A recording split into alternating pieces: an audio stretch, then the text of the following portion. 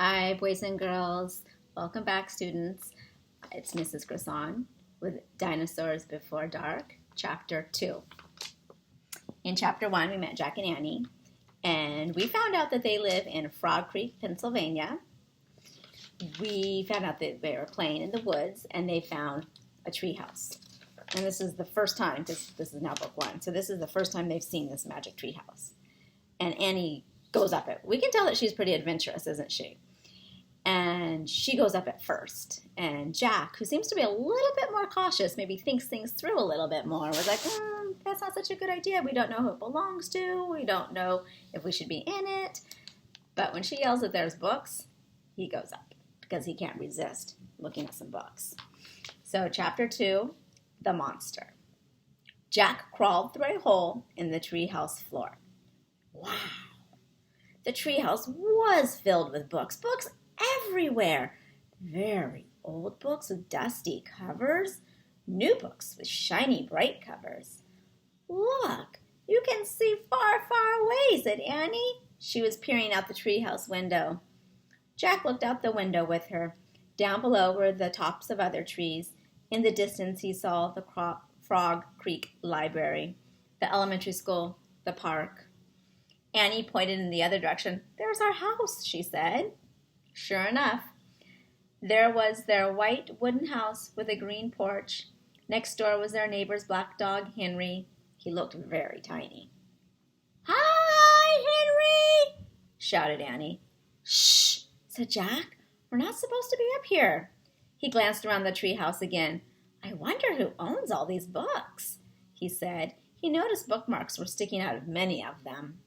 I like this one, said Annie. She held up a book with a castle on the cover. Here's a book about Pennsylvania, said Jack. He turned to the page with the bookmark. Hey, there's a picture of Frog Creek in here, said Jack. It's a picture of these woods. Oh, here's a book for you, said Annie. She held up a book about dinosaurs. A blue silk bookmark was sticking out of it. Let me see. Jack set down his backpack and grabbed the book from her.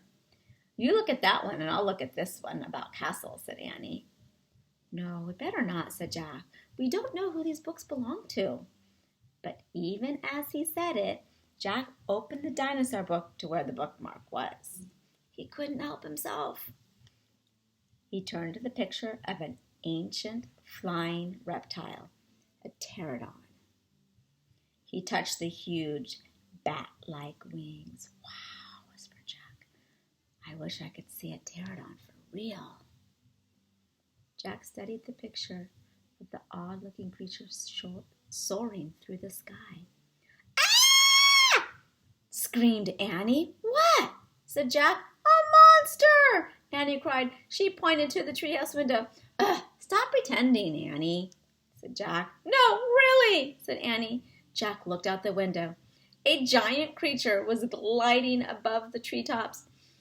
He had a long, weird crest on the back of his head, a shiny beak, and huge bat-like wings. It was a real, live pterodon. The creature curved through the sky. He was coming straight toward the treehouse. He looked like a glider plane. The wind began to blow. The leaves trembled. Suddenly, the creature soared up, high into the sky. Jack nearly fell out the window trying to see it. The wind picked up. It was whistling now. The treehouse started to spin. What's happening? Cried Jack. Get down, shouted Annie. So there's the crest on his head that they were talking about. And his big, long wings.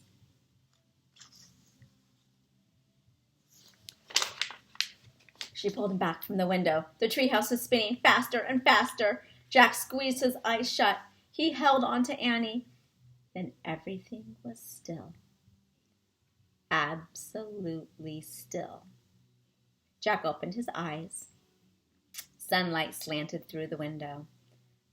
There was Annie, the books, his backpack. The treehouse was still high up in an oak tree, but it wasn't the same oak tree. Something strange has happened. Chapter 3, Where's Here? Please join me tomorrow for Chapter 3, boys and girls. Thank you. Bye-bye.